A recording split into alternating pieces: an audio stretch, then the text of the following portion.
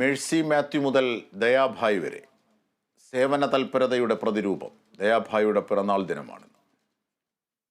ഇന്ത്യയിലെ അധസ്ഥിതർക്കു വേണ്ടി കന്യാസ്ത്രീ മഠം വിട്ട് മധ്യപ്രദേശിലെ ആദിവാസികൾക്കിടയിൽ പോരാടിയ കേരളത്തിൽ നിന്നുള്ള സാമൂഹ്യ പ്രവർത്തകയാണ് ദയാഭായ്. മുംബൈയിൽ MSW പഠിക്കുമ്പോഴാണ് മധ്യപ്രദേശിൽ റിസർച്ചിനായി ദയാഭായ് എത്തുന്നത്.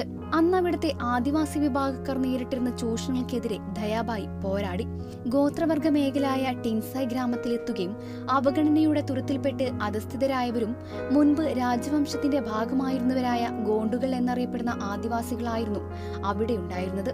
അവരിൽ ഒരാളായാൽ മാത്രമേ അവർ തന്നെ അംഗീകരിക്കുകയുള്ളൂ എന്ന് മനസ്സിലായപ്പോൾ മേഴ്സി അവരുടെ വേഷവും ഭാഷയും ഭക്ഷണവും സ്വീകരിച്ചു.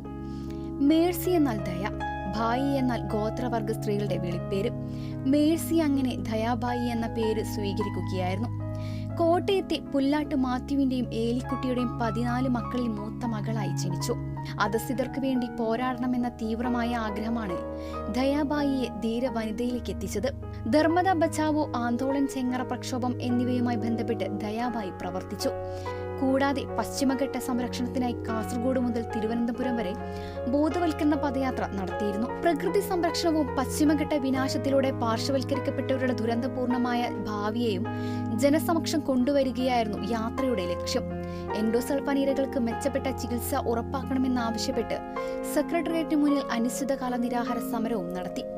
പാവപ്പെട്ടവരിലും അടിച്ചമർത്തപ്പെട്ടവർക്കും ഒരുപോലെ പ്രിയപ്പെട്ടവളായിരുന്നു ദയാഭായ്.